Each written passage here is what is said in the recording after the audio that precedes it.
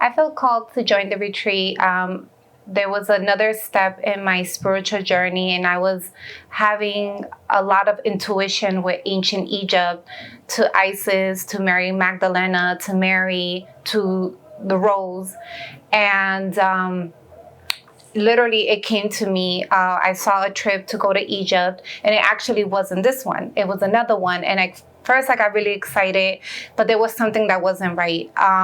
So I decided to, ask the universe to give me signs. And I was wishy-washy signs. And it was a couple months that, maybe 2 or 3 months, that the energy of Cleopatra had come to me. And I had researched her, and, I just felt her aura all around me. And one day I decided to go on YouTube. And by that time, I already had investigated all the videos on YouTube. And for some reason, I decided to search again for Cleopatra videos on YouTube, and this new video pops up, and it says Cleopatra Codes. And I was like, okay, it was posted a week ago at that time. So I decided to watch it, and right away, I just felt very resonant with Eva's energy. She was very bubbly. She was literally within 10 minutes of the video, and she said something about an Egypt retreat. And I'm like, oh my God, who is this lady? And at that point, she didn't even really have a lot of information under her video. I was just so aligned that I literally Googled her name, found her on Facebook, found her business, and then I saw the information for the Egypt retreat. And at that time, the first trip was going to be in a couple months, but Eva's was going to be in 1 month. And I was excited because I felt very resonant with her over the other trip, but at the same time it was a little bit like, oh my God, can I do this in 1 month? And I meditated on it. I asked friends, and every time they asked me to compare the other group with just Eva's energy and what she had to offer for this journey, I was always just bubbly when I would talk about Eva or what she had to offer. And thank God I made the decision. There were so many synchronicities, and I have not regretted it not at one moment since starting this journey.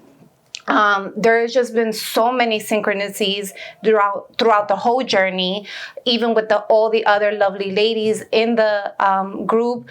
It just feels so aligned, and I'm just so happy that I met all these soul sisters, and I'm just so even excited of what other things are going to come in the future.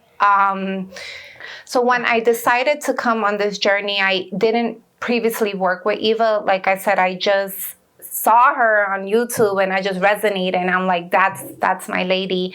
And when actually being in this retreat, getting to know her on a more personal level, but also still the student and teacher, has, been really nice and abundant for me, because I was coming from a place that I already had the knowledge, but I wanted someone to teach me more how to embody it, because they were embodying it.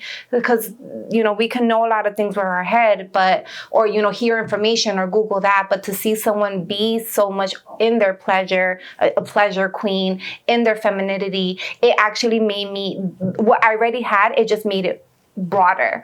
And that's one thing I love about Eva. And in one of her other sessions, she even talked about you don't always have to come to something because there's something missing, but sometimes you come to learn stuff because you want to expand on what you already had. And that's where I was at. I already did a lot of retreats and teachings and reading and on feminine and masculine and pleasure, but I wanted to take it to the next step. I feel like where I'm in my life, I want the next step, and I just really felt aligned to Eva to be that teacher for me. And one thing I also liked about Eva, even before I met her, but now that I have, had a space to work with her, not only, teacher and student, but just get to know her more on a personal level. She's a teacher that she lets her students' power shine as well.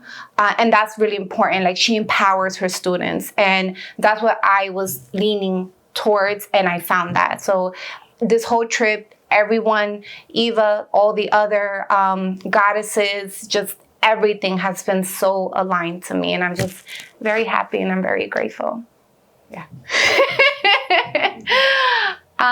some of my highlights, oh my God, there's so many. Well, one thing I would say is that earlier in the year, I did do another quantum jump, and I traveled to Europe for the first time. And I went with a family member, but I was the masculine and the feminine with the whole planning, but enjoying myself.